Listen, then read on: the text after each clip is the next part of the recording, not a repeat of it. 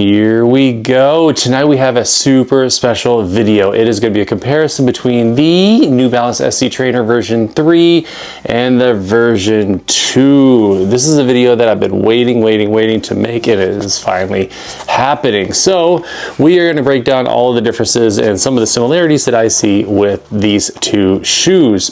We're going to do top to the bottom. So actually, just initially, I did rerun in these shoes, both of them back to back earlier today, just to kind of get a reminder of exactly what is going on with these shoes in all sorts of different categories. And I gotta say, there are some surprising things that happen for sure with these shoes. I'll get into the details here in the video. All right, so let's start top to bottom. So first up with the version 3, the laces here are going to be kind of a fluffy, not super duper stretchy material that I remember do lay nicely over the foot. It's like a plain Jane material. And then looking at the SC Trainer version 2, it's a little bit fluffier yet, but a little bit more narrow and way longer in this like tutti fruity rainbow colorway. It's a lot of lace for what's going on here with the shoe. So if anything, I would say that the laces of the version 3 feel a little bit better. Next up, taking a look at the eyelet chain of the two shoes. So the version 3 has like these plasticky individual little sections here. A couple are doubled up like in the middle here, but the distal and then the proximal are singular, as you can see, whereas the version 2 has like a nice it's not a leather, but it's just a nice reinforced material that kind of goes all around in a U shape for the top of the shoe here. And as you can see, the upper material is a little bit excessive for this particular shoe, but that could also be my particular foot as it relates to how the eyelets come together and form this little bunching material. So I don't always knock an upper for that. That could just be an individualistic thing. That happened with the More V4 as well. But interestingly enough, not so much with the More V5, but I digress. And then moving on to the tongue in a systematic fashion, we have the version 3 here, and it is a nice, padded, not luxurious feeling, but more of a utilitarian feeling kind of material that is a little bit thinner as it progresses down towards the front of the shoe. And then moving over here to the version 2, this is a lot thinner, guys. And then take a look. I'm not sure if you can see, but you have a little bit more material towards the outer or the lateral piece of the shoe versus the medial piece, which I thought was interesting then, and I still think it's interesting now. And even though that the material doesn't fully come up, and really, pooch out towards the top here, there is a little bit of a soft lip here to the top of the tongue that does caress nicely to the foot as it moves along. Whereas here you have an equal amount of material on both sides here, and you don't have that little furrow, that little lip, but you have this like neoprene material. And then also, the version 3 is gusseted on both sides. And then taking a look at the version 2, and it is also gusseted. If anything, I would say that the gusset is a little bit more stout on the version 2 versus the 3. The 2, it's like a solid material, whereas the 3, it's a little bit more perforated. It's not a little bit more, it is a lot more perforated. Not sure if you can see that. So that is interesting. And of course, taking a look at the upper material, this is the Phantom Fit here, which is new for the version 3 SC Trainer versus the material for the SC Trainer version 2. Just kind of getting a feel. Well, first off, you can tell that the ventilation aspect is completely different. I mean, the pattern is different, the knitting is totally different. These are two totally different uppers going on these two shoes here. So there's definitely a lot more differences as far as the upper goes with the ventilation aspect. Having the feel of the stretchiness and just the overall comfort of the version 2. It's a little bit stretchy here. It reminds me of a More V4 material, but a little bit more aggressive in terms of performance feel, and it's not quite as stretchy as the more V4. But then taking a look at how it compares to the SC Trainer version 3, not nearly as much stretch, and if anything, a little bit more of an abrasiveness to the V3 here. So the comfort kind of goes more towards the version 2, if I were to guess between the two. All right, moving into the ever so important heel collar. So the heel collar here goes from here, my fingers, and then of course all the way back. And there is quite a bit of padding and material here, and it's a little bit shallow as far as the crevasse or place where your heel bone goes in the V3 compared to the V2. Actually, the V2, I honestly did not feel nearly as much heel slippage in the V2 compared to the V3. There was a little bit more slippage going on in the 3, and then you take a feel. There's not as big of a difference as far as the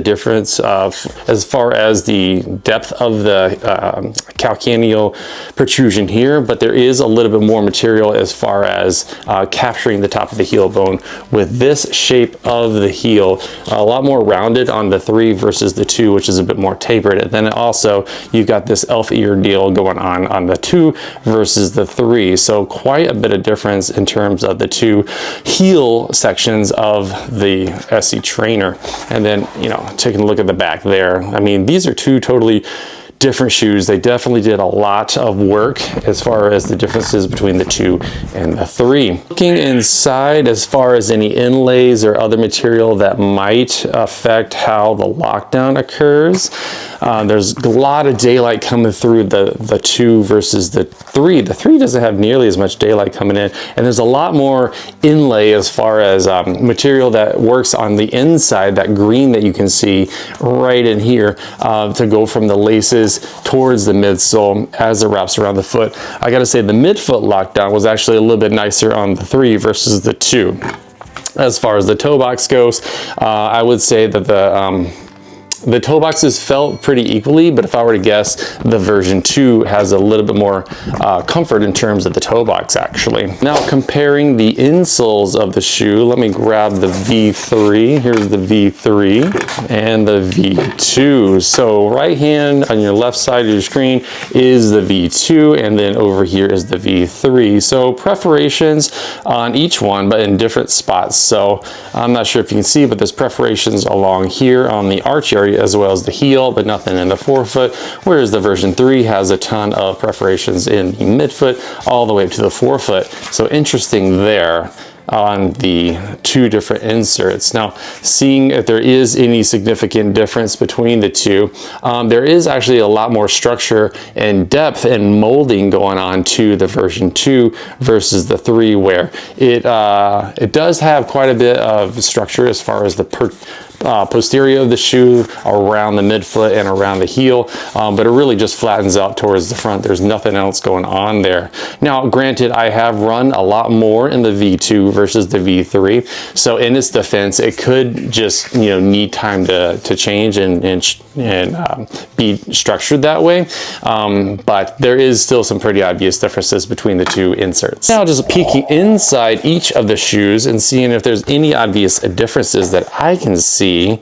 Actually, it's interesting because the V2 has these little air vents. I'm not sure if you can see with the camera, but there's a few little air vents going on the bottom there into the midsole of the V2, whereas the V3 doesn't have any of that stuff going on, which is a little bit interesting. There's not that much going on in terms of the ventilation piece. So feeling inside to see if there's any glaring differences that I'm going to be able to feel. And let's see, get my hand into the V2.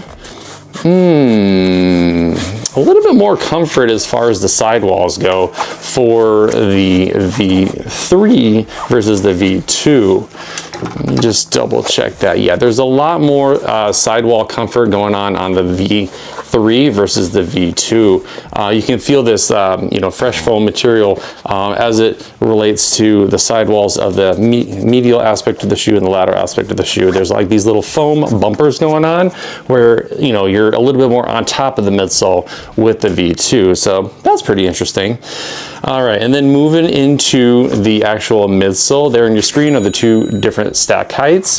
But let's actually take the durometer to each of these shoes, because that I think will be a bit of an interesting piece of information. Get you down here to the table. So I'm going to start with the forefoot of the V3.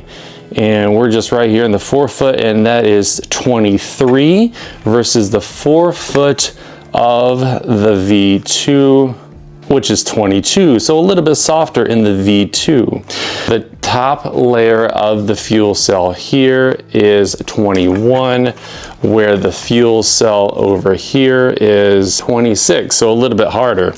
And this middle section here of the fuel cell is 15, and the middle section here is 14. Interesting, interesting, interesting. So there are some differences as far as the durometer with the fuel cell midsole for the two different shoes. So next up, I'm going to measure the forefoot width. For what I'm doing just where the material touches the top of the midsole. So that might not be including the walls, but I don't want to artificially inflate it either. The V3, I've got 103.6 millimeters. For the V2, I've got 98.4 millimeters. So a little bit more narrow in the V2. Now, considering the height of the toe boxes, it's hard to say, but if anything, I would say that the height of the toe box on the V3 is a little bit higher. All right, so let's pop these on a scale and see how much they weigh. All right, first up is the version 2. We have 10.6 ounces. And the version 3 is 10.5. All things considered, the version 3 weighs a little bit less than the V2. Interesting stuff. Now, looking at both of them have an Energy Arc carbon fiber plate that goes inside of each of the shoes. There on your screen are the two different outsoles. So a little bit more of a drastic outsole, I feel like, on the version 2 versus the version 3, which definitely has a lot more lending to the platform at the bottom here. And because we measured the top of the toe box, let's actually measure the landing platform here. For the V3, that's going to be 122 millimeters. And the version 2 is 119 millimeters. So the width of the V3 actually is a little bit wider. See if we can visually compare a difference here.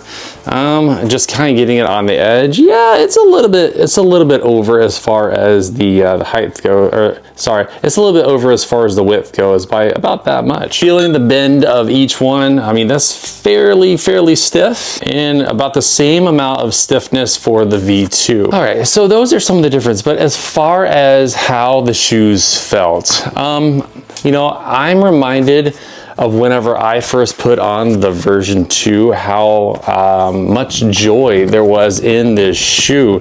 I honestly wasn't sure what to expect.